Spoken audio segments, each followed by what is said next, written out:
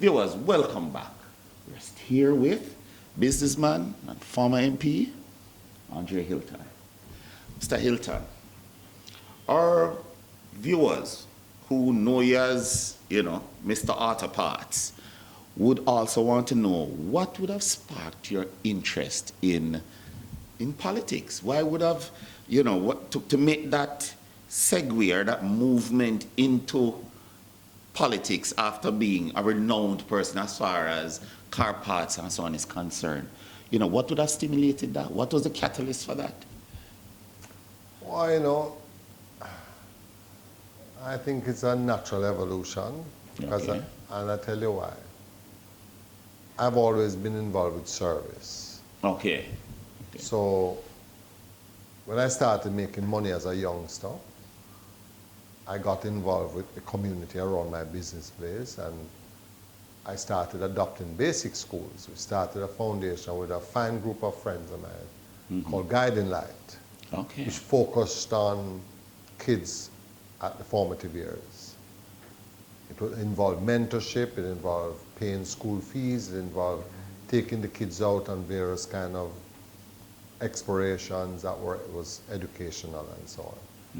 And then I met Dr. Peter Phillips, who heard my name in the community. Okay. And maybe wondered who the hell this man is. All these people, mother and old lady, they're calling me Uncle Andre, But, and then he asked me to chair a foundation of his Future Vision Foundation. And so I sort of got closer to politics and understood that really what politics is about is the same thing that I'm doing, but on a broader scale. And then, of course, later on, Philip Powell has always been my friend, and many other politicians. I've supported them as a business, both JLP and PNP. As a businessman, I supported MPs from the Jamaica Labour Party side and from the PNP side. But persons like Paul was my friend, and other persons. And I got more intimate with the politics and understood that I, in fact, can serve Jamaica from a political stage, and even more effectively if your heart and mind is in the right place. So I got it. I don't think I found politics. I think politics found me. Okay. Now I'm going to say this, and it's very important. Like a lot of young people out there. Boy, I mean, up to yesterday, I started to young. Boy, I'm into politics. Not into politics. I said to them, if and this is a very, very important thing. If the people in this country who are intelligent, progressive, and that means Jamaica well, would get enumerated and come out and vote intelligently on election day, Jamaican politicians will wake up. Politics is too important to be left only to politicians. Point taken. So the problem that we have now is that, like when I was young, I never wanted to do politics. No, I mean, not politics. But I realized that politics is too important to be left only to politicians. You have to get involved. You have to be engaged. Election day, you don't have to put on an orange shirt, You can put on a white shirt and go out and put your ex beside, whatever. Of course, the head. All right.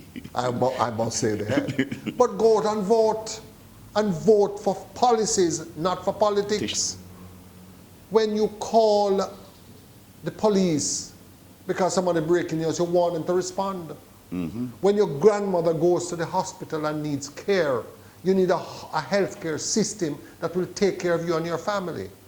When your children goes to school, you want to be guaranteed that they get a sound education. It is not about orange and green and the ray and the festivity of politics. It is about the policies of the political party. And I really want to encourage Jamaicans, go out and vote, irrespective of who you vote for, but make sure you're voting. And I say one last thing to young people, that our foreparents died, suffered greatly, so that we, their great-great-grandchildren, could have a choice. Let us respect what they did for us. The sacrifices they made. Yes, man, and let us go out and exercise that choice and vote. if every single Jamaican goes out and vote, politicians will realize that there are far more forward-thinking Jamaicans than persons who are looking a little change to go vote. So you see, the real Jamaicans step out and decide them to go vote. No man can come with no 5,000 to come buy no vote. And politicians will realize that there are real forward-thinking Jamaicans who are interested in the development of their country, who are going to vote them out if they don't do well, or keep them in if they are doing well. And demand better. But that's what the vote is about. If I vote in a government and they're not doing well, vote them out. And if they're doing well, keep them in. Point. But if you only leave it to a man, to the few who just looking at like a change, we are doomed. There are more good persons in Jamaica than bad. And so it is. What we need is Jamaicans who are motivated to vote. They don't like what the politics is about, and so they don't vote. So to answer your question, I got involved in politics because some of the things I did on the field of charity, I believe if I went to Parliament, that I could do a lot more for the people. So as Member of Parliament, when I went to Eastern St. Andrew, I'm helping 800 persons annually with educational grants. And these are JLP people and PMP people. And what really is nice to hear is when a person says, boy, no, Mr. Hylton, me a PMP all my life, you know. And you are the first MP ever give me anything for my children. Or somebody labourite say, boy, Mr. Hylton, me a labourite all my life, you know. And you are the first person who ever give me something for my children. And so I don't, in a labourite or PMP, people pick me up to go to school with them labourite or PMP. Yes. And so my reason for going into politics is genuinely to serve. And that's how I have approached it, and that's how I remain. And if I continue, it's going to be on that basis. All right, all right. Well, that leads me into my next question. While you were in the seat as the member of parliament, the hot seat. as member of parliament, could you give me an idea of some of the projects that you worked on while you were there? We have been segueing into that question, you know. Yes, certainly. Well, in Eastern St. Andrews, one of the first major project I did was there was a gully in Goldsmith Villa that led to the Hope River. On both sides of the gully, we had persons that were living. Legitimate, had their titles, but the gully started to break away and their homes were threatened. I mean, really bad. And we had a discussion with the then Transport Minister, Omar Davis, and we did that major infrastructure renewal in 2012. The people in Goldsmith Villa never knew it was going to happen. They never, and I'll tell you, sometimes people just lose faith in politicians. Yes. When they see it happen, they say, boy, myself, I can't believe you do that, and that get done. But that's one of the major things. I had a youngster in Tavern, and when we spoke about the bridge that led over to Kentai and Tavern, a youngster who's born in a Jamaica Labour Party family said, Mr. Hylton, if you fix that bridge there, next election, never bad in my house and vote for PMP. Because I don't believe enough of them come here and say they're going to fix it. And Damian Crawford was the MP in Reese Rural and I was on this side. We both got together and we got the bridge done. And let me tell you, up to today, that youngster and I are very good friends. He never knew a politician would keep his word. Yes? Some of the projects that has affected people's lives for years, when there's a hurricane, they can't go over, they can't cross the bridge, and so on. Places like Spanish Town, here's a Spanish Town, in Jarrett, down by Warwick Hills there, never had no road. People say, boy, no, me can walk out of my yard with my Chris shoes and go to church. They never had a road. We made road for them. Places like Mona Commons, people have lived there for 50 years. And we decided with the university and the Ministry of Works that we can find a way to build a proper system and settle the people there. Those were things that we negotiated for. The unfortunate and regretful thing is that we had a plan to do a university town in Papine.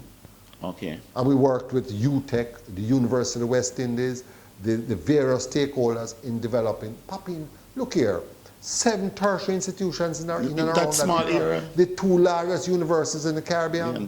Mm-hmm. And I wanted to make a real university town in Papine. Some people caught on to it, but it just kind of died. I've not seen much since then. Okay. The other great achievement, I believe, I mean, I can't tell a little infrastructure thing, whether it's Standpipe, whether it's Beverly Hills, whether it's Mona Heights, we do all the roads, we created sidewalks for the persons with disability going down to the Cheshire Village and Sir John Golding centers. We did a lot. I mean, there's so many. I can name 150 things that we did in 4 years.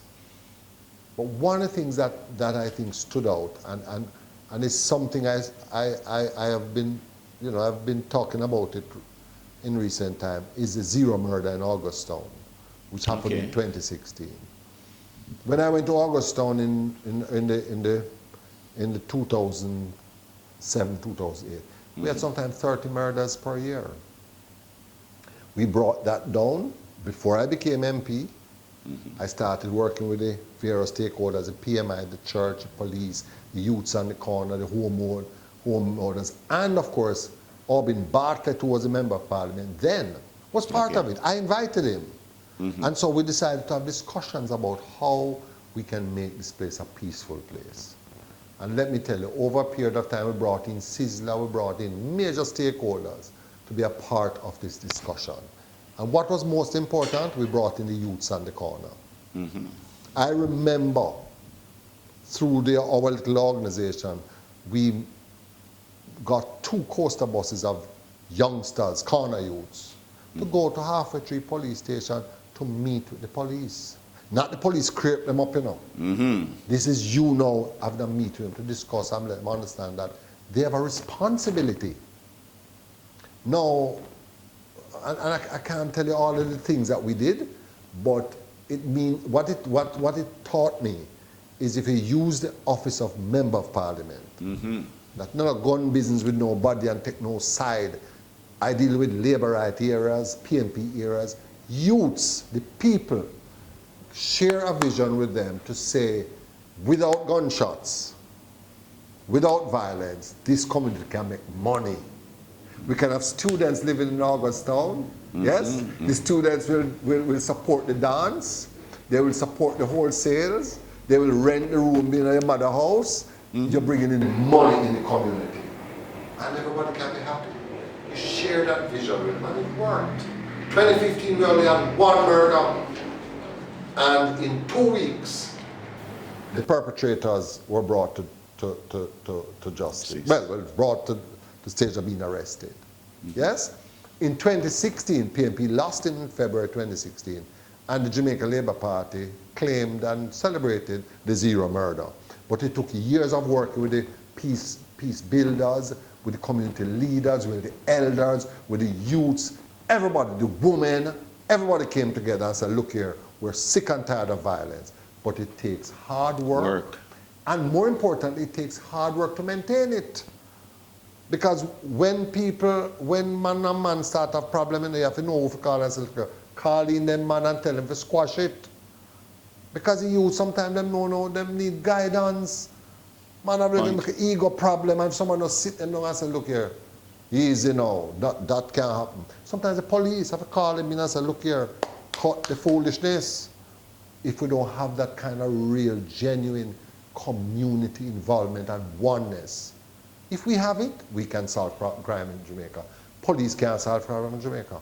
Police need plenty help. And as a politician, as a member of parliament, I use that office to galvanize people together. But wouldn't you say that the problem, generally speaking, is that people see crime as a end-all and not realize that it's usually the symptom of other things that are happening? Yeah. Right? If you just see the crime, the shooting, if you see the murder as though it's just something abstract that just happened by itself, then you'll never look at what is the root cause of the issue. Well, the same thing. But since I left, I lost the seat, and Flavor Williams is now the MP, and I think she means well. But problems start developing among one section of the community to another section, and nobody intervened. And so it was festered, and before you know it, a stab wound by one person to another person from another community become now a murder. And then that one murder, reprisal, is 2 murders. Then from 2 murders to 10 murders. I mean, one day, they killed like about 8 people in Augustown just because nobody said, hey, let's put a lid on this right away. Let us deal with it. No intervention. No intervention. And that's what I think it's Member of Parliament is not their responsibility with solving crime, but they have to use their office to do their best in bringing the stakeholders together, including the police, to help to solve it. Because let me tell you something. I remember, But that's just part of being a servant. That's my point. I remember one night, police came to Augustown and beat up a wholesaler. And I was at an executive meeting. Peter Bunting was the Minister of National Security. And the people in the community called me as member and said, you have to come up here now because they're going to burn down the place. Because they were very upset about what the police did. And we went there. I told Peter Bunting, look, we have an emergency in Augustown, and give him his credit. He jumped out of the meeting with me and we went straight to Augustown. When we got to Augustown, there was a sea of people in front of the police station. And the both of us jumped up on the back of the police pickup and we addressed the crowd. And we are here, we understood what their concerns were. That was Monday evening, so we're going to organize a meeting for Wednesday at the Augustown Primary School. And by Wednesday evening, we had about 800 persons turned out to voice their concern. Out of that meeting, Peter Bunting realized that this arbitrary curfew around the island was making no sense. It was more hurting the good people than the bad. Because there was a politician who was willing to listen to the people. Once people realize that you're there for them and willing to listen to them, they will work with you. Okay. It's a partnership. Okay. Crime cannot be solved unless there's a genuine partnership with the people. On that, we're going to have to take a quick. Do you need your wedding videotaped? Do you need a commercial or an interview done? Then call Sunshine Video Production. We videotape and edit functions, graduations, stage shows, music videos, and even funerals. We have a video studio and offer help with your marketing and promotional planning. So WhatsApp or call us at 883-0525. Hello viewers, and welcome to the final segment where we have businessman and former Member of Parliament, Andre Hylton. I must say that it has been an interesting interview so far, and it really leads into now what the future, or what are your interests and your perspectives outside of just the constituency work that you have done. Because one of the things I want to ask you is, when you are out there and you speak to a youngster who looks on you and says to you, Mr. Hylton, I'm not really seeing a reason why I'm going to get involved in politics, and why I should bother to even vote. What is your response to that youngster? Well,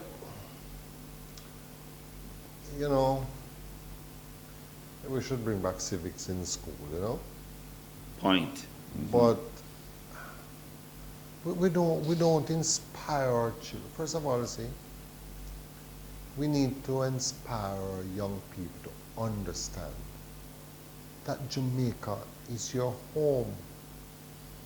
And despite the wide world that is outside there, and yes, some of us can go back to Africa where we are originally from, but our foreparents worked for 400 years without pay for this little rock called Jamaica. We need to claim it as our own and want the best for Jamaica and for our children and the generations to come. And we have to inspire young people to understand. I think they're a bit disillusioned about the politics, about whether they genuinely can do anything about what's happening. That's some of the young people, well, what can I do? Then maybe can cuss on social media a little bit, or just don't bother, or say, me not into politics.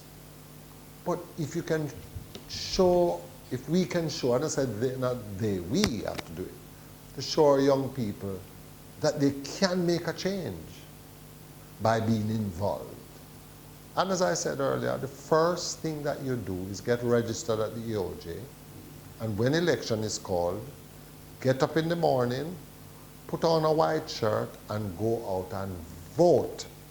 And don't vote because of Ray, who kill a goat pan the corner and run the rum and boom. And it is about the policies that will affect your own life and the lives of your children and children's children. We must want Jamaica to be the best country in the world to live. And I would like our young people to really genuinely stop long out your tongue and well want to go America. Enough people in America wish them about. I have family members who said to me, boy Andre, I wish I knew what I know now. I wouldn't be in America. Jamaica is a beautiful country that our foreparents worked for. Let us get involved and make it the country that it ought to be, right? So I know young people feel, and I can't kill them for that because the system has caused them to feel this way, but I'm encouraging them. No better, no their John shop. Jamaica is nice. The temperature is wonderful. The people are absolutely great.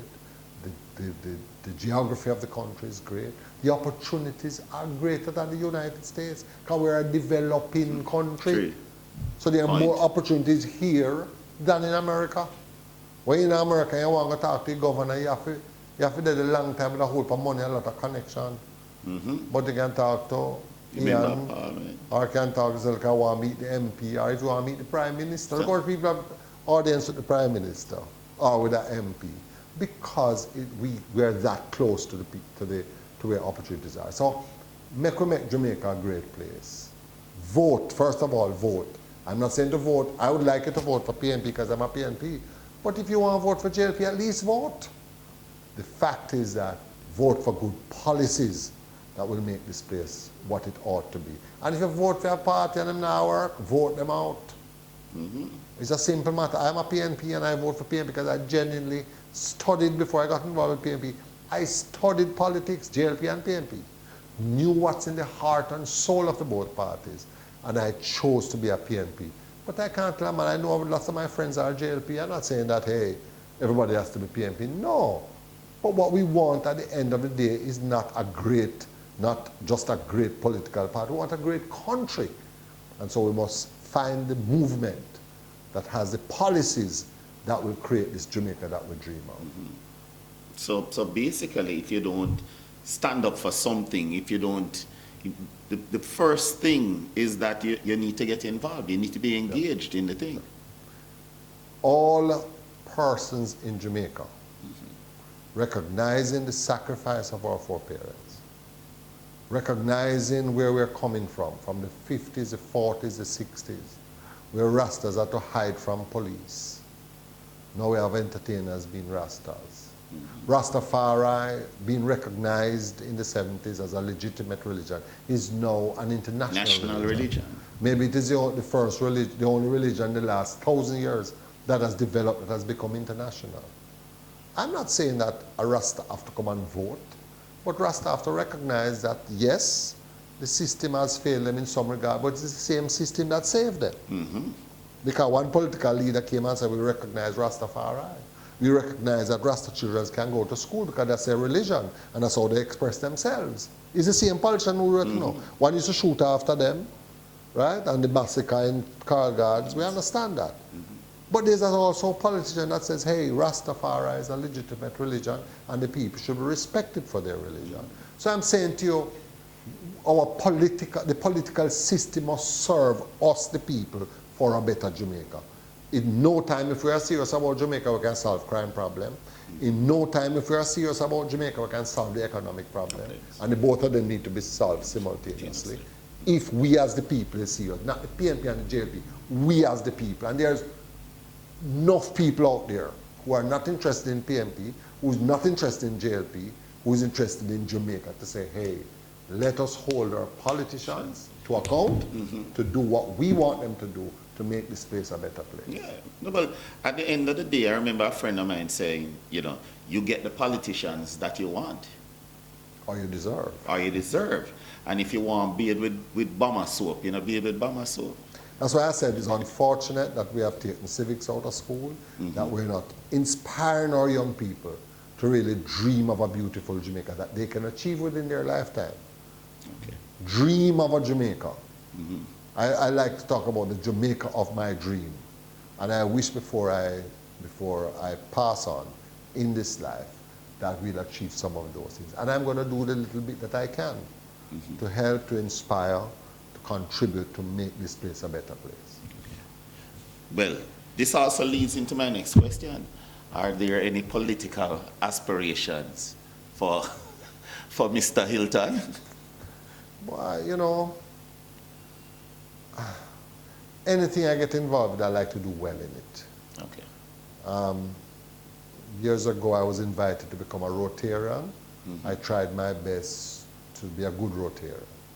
I was honored to become president of the largest club in Jamaica.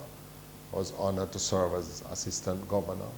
I started my own foundation. I've been involved in many organizations before I got into politics. I'm in politics now. It's a different world. Politics is different from politics is different from any other venture I have embarked on in my life. What's interesting, and I believe while it has some downsides, it's got some upsides. Political aspirations. So worthless if I say I don't have any. But I believe I'm one of those persons who I serve where I'm called upon to serve. Okay. So I support the People's National Party, both because I believe in the policies of the People's National. I believe in the mission of the People's National Party. And wherever I'm called upon to serve, I will serve. Okay. So that's basically what's next for Andre Hylton. What's next is, I'm kind of refocusing on my business. Okay. I've been in business for 40 years. I've founder of Andre's Auto, and we've been around for a long time. Many businesses don't pass 5 years. So God has been good, and I've been supported by Jamaicans to have kept the business open for 40 years. So I think I kind of neglected it a bit when I went into politics. Yes. Yeah. And I'm now refocusing on Andre's Auto to bring it back to its or to help to rebuild it. That is one of the missions. The mission is also to help to rebuild the People's National Party, because I still believe it is a political movement that is needed, a political movement that has a good heart for the people, and I believe should lead Jamaica to achieve the 2030 vision. So I will be, whatever the party wants me to do, I'm willing to work. So you're still a part of the executive and so on? Yes, I still serve the party at the executive level. I'm a member of the NEC. We have been doing our research, Okay, good. But so right now I'm focusing on rebuilding my business, but I still serve my party and serve the people of Jamaica in whatever way I can. Okay. So when called on, you'll be there to render service. Yes. All right. Well, viewers, I'm quite sure you were enamored by this interview. It is one that, as I said before, we have always wanted, and I'm quite sure that you'll see that at the end of the day, here's another person in the hot seat that didn't shrink away from the hot seat, all right, and is also very willing and very able to give service whenever called on. Yes. All right, so viewers, let me thank Mr. Hylton for being present, and I must say, stay tuned. We have a lot more interviews to come. Bye for now.